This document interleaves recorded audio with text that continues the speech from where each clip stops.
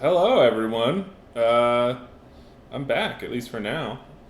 Life kind of got in the way, but I still played this account every day. I just haven't been updating on YouTube. And I'm going to be honest, the march to level 85 is already pretty well covered by other people. I'm just kind of doing this on the side and for fun. So, figured I'd check back in when I had some stuff to report and some time, which is now. So, I'm level 85. I have been, I think, about a week and a half. Part of the way through that conquest, I hit level 85. I've gone through one Grand Arena cycle. I went 2-1 with this account, which is probably about what I should have expected. Like I said when I first started uploading videos, I'm basically going to be spreading myself pretty thin for a while. And then hopefully I'll get like way better once I get Profundity and then Executor. I have neither now that I'm level 85. It shouldn't be a huge surprise. Um, I'm at the point, and my account is young enough that I was dealing less damage to a Kanan than he was regaining when he got debuffed eventually in the round that I lost, which is a really sorry state of affairs. I know stuff like that can happen with like Malik and Kylo Ren Unmasked to a lesser extent, but it's never happened to me with Kanan. So this is a young account. I'm at just shy of 850 galactic power, and I just wanted to run through basically what my farm looks like now that I am level 85. The big takeaway for me in building up this account is that Rogue One is like a really stellar team to level up with. They very quickly became the only team that I used if it was an option. So outside of like events that call for specific teams, like Credit Heist, where obviously I'm going to use Bounty Hunters, and then like Dark Side nodes, I just use Rogue One for everything. Like they were able to clear Galactic War super consistently, like just full auto basically for the last couple of months. Adrad's Hope, which reses the whole team and gets them full health and protection back, was great. Like every once in a while, I'd lose K2SO or something like that, and then at which point I'd slot in a fifth, which is usually a Scarif Rebel Pathfinder these days. He's not really geared or fully farmed yet, but he's a Rogue One tag, so I'd throw him in. I honestly, if you're just looking at gameplay, like there's so many reasons to recommend them as an early game team, and I was really surprised by that. But they're my Squad Arena team, they're my Galactic War team. With Scarif Rebel Pathfinder, they make up two teams in 3v3 for right now in Grand Arena. Like, they're awesome. That actually might change now.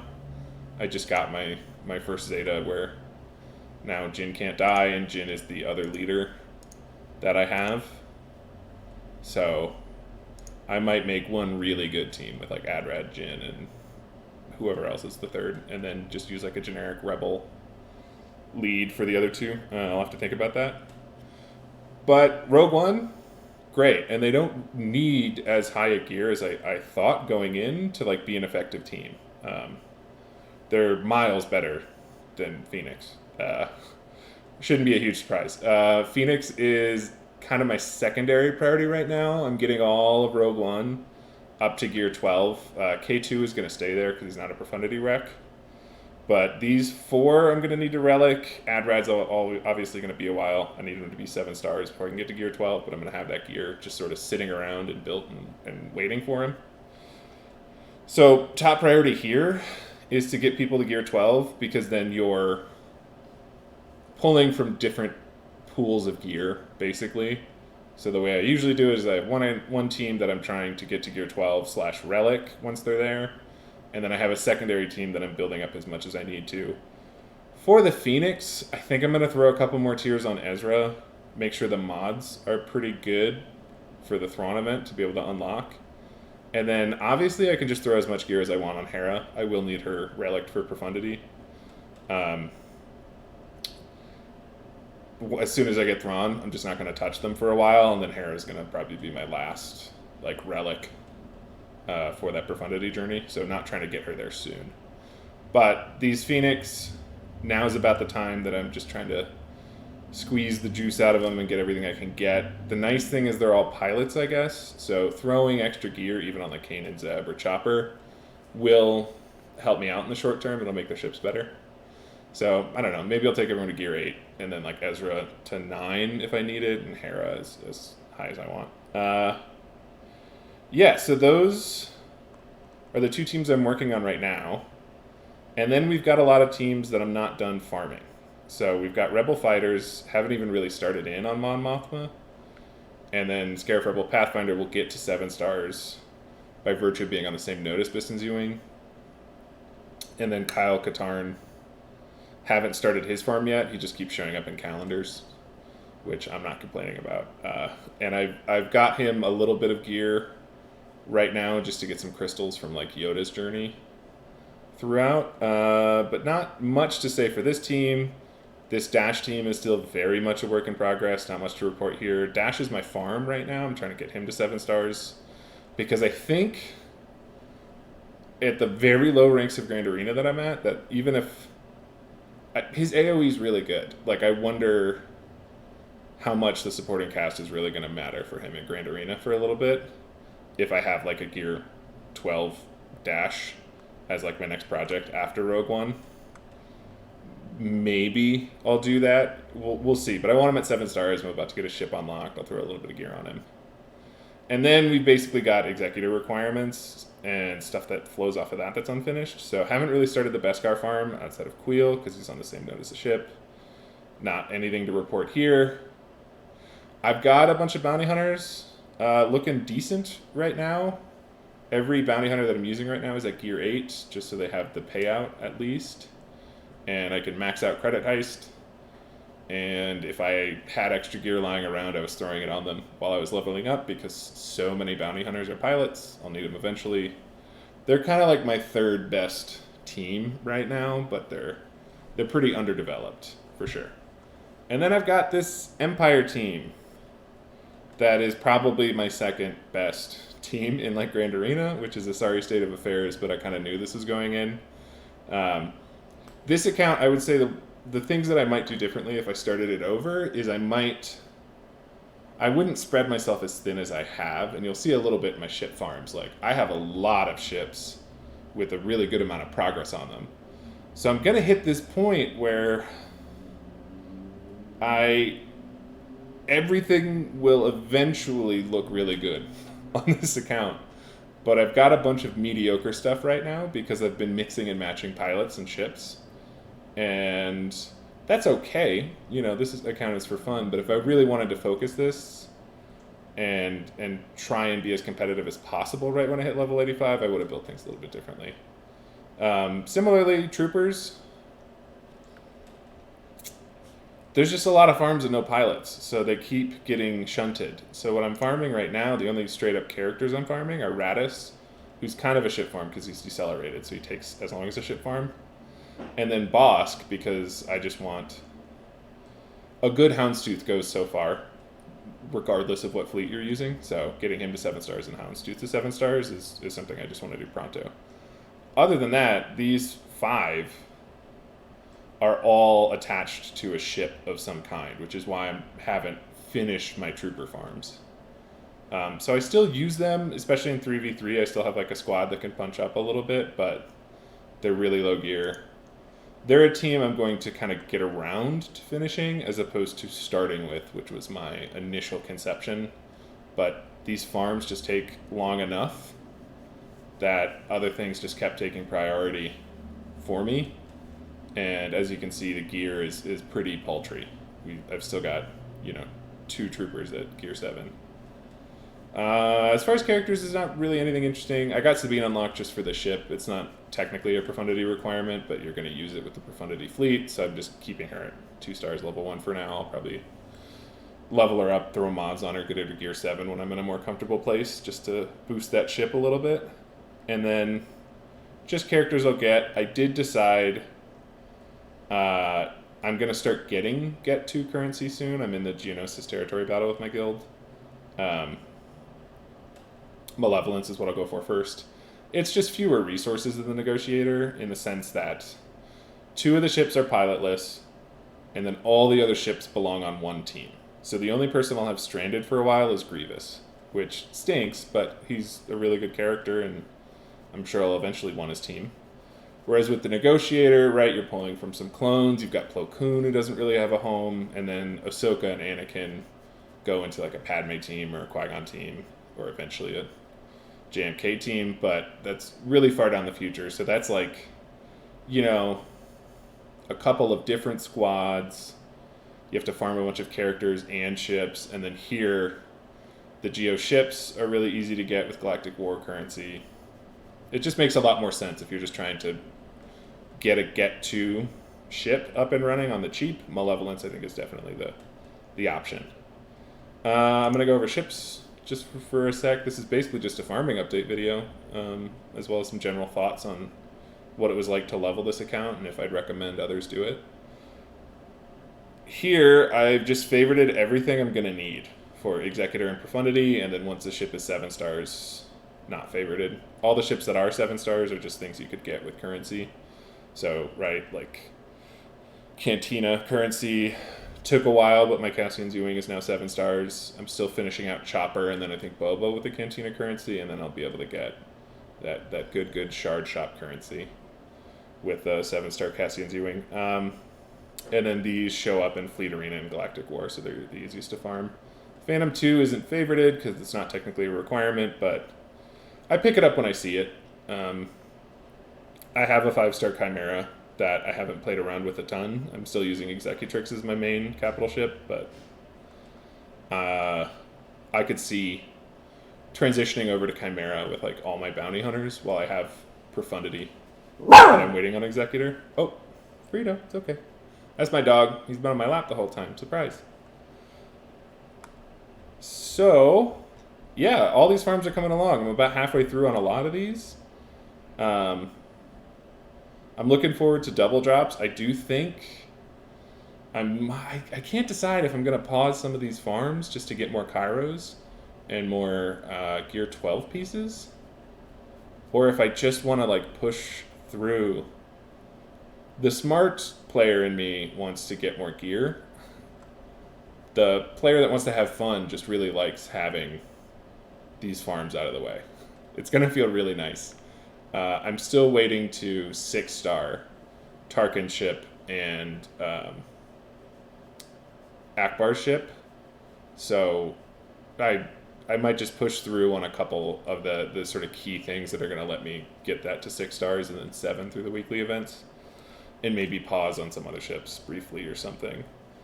So that's where my ships are coming along. Rebel Y-Wing, I just don't have the energy to farm it right now, so I haven't really pushed the nodes to even unlock it yet.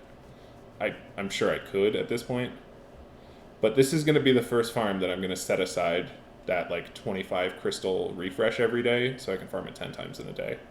I think that's the only ship I'm going to do that for, but I can very easily see it being a bottleneck for me. I'll have to play it by ear. I might be underestimating just how much time it's going to take to get Radis to Relic 9 and Cassian to Relic 8. So maybe I am 7 months away from that, but I don't think I am. I think I'm closer. So that's basically how the farm is going. Not sure what more there is to say in terms of how this account is functioning. I'm going to set my defense and just sort of give some general thoughts on what works and what isn't going well.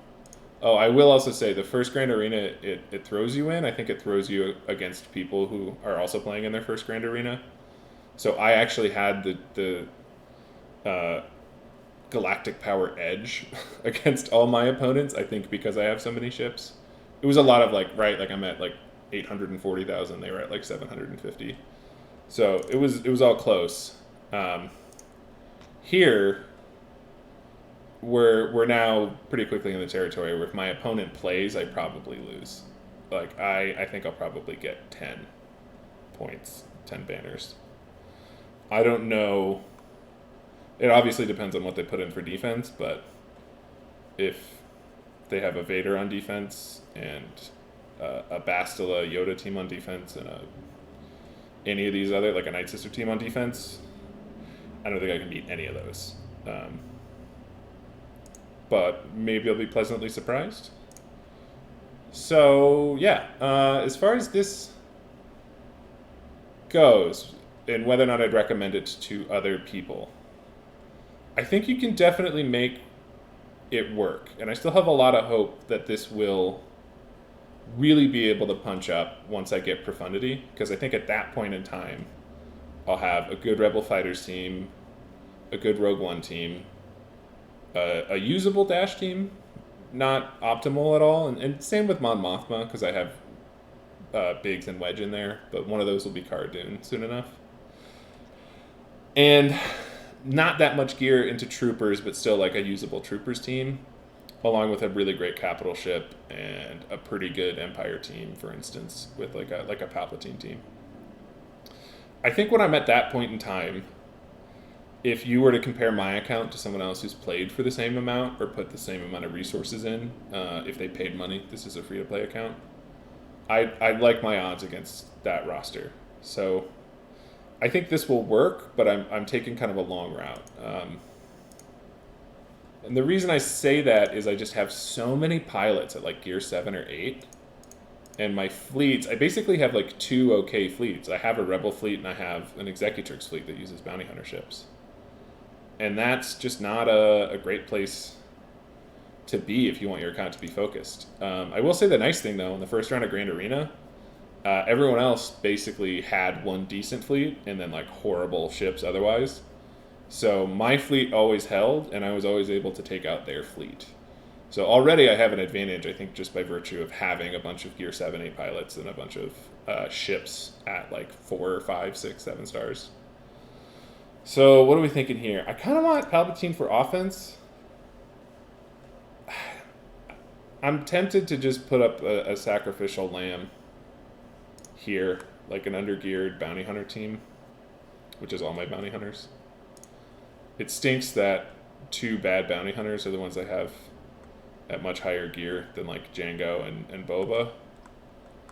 So, jeez, IG-88 here. So this is a bad team. Won't get a hold. But I want to put Jin with Adrad. And Cassian and K2 have good synergy, so probably Biston here. I don't think we need a tank, because Jin Urso can't die as long as Adrad's alive, and she has the revive, and so a tank would obviously be nice, but here I think I can just use Biston, because he's a lot better than my Scarif Rebel Pathfinder. Alright. And then I've got bad Rebels.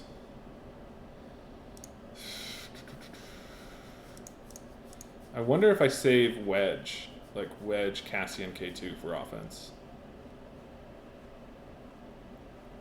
There's like a uber budget Wedge, Han, Chewie, which I use a lot on my main account. The Wedge is still garbage on my main account, but Han and Chewie are relicked, and that team works. It's actually pretty good on offense. Yeah. I think I do that. So give me Biggs. And then who is my best Rebel that is not Phoenix or Wedge? Scarif Rebel Pathfinder. So, as you can see, early days of Grand Arena, when you first hit level 85, you're throwing some bad stuff out there. But I knew this was going to be the case. And I think the real test is going to come when Profundity gets unlocked. So, if I had to do things over again, I wouldn't do Troopers at the start. I think I might, as much as it pains me to say, I might just do Phoenix at the start for the first like month of playing, get him to 7 stars, and then kind of once you get Thrawn, do the path that everyone talks about, where you go from Thrawn and Palpatine with your Rebels, and you have Vader, so those 3. And then I think I'd probably put in TIE Fighter Pilot, and then maybe Piet, knowing you want to go for the Executor eventually.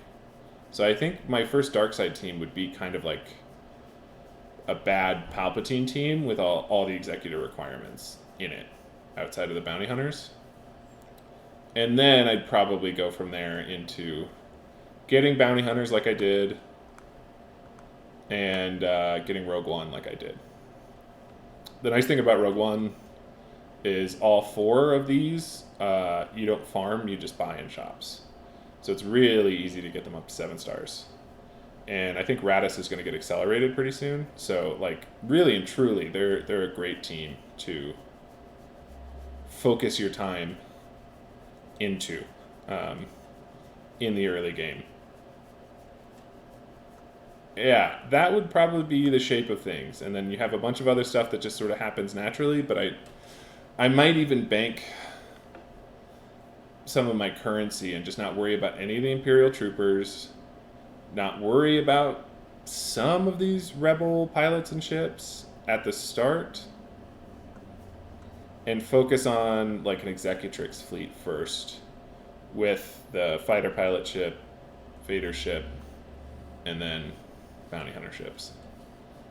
I will say that IG-88 and Cad Bane have been a really good 1-2 punch in like low-level ships. They actually do damage, which a lot of ships don't for a long time, so they've been pretty indispensable. I wouldn't start over without them. Oh, bye, Frito. All right. That about does it. Sorry for the delay, but thanks for tuning in. I'll try and put something up once I get a little bit more established here in level 85. Thanks for watching.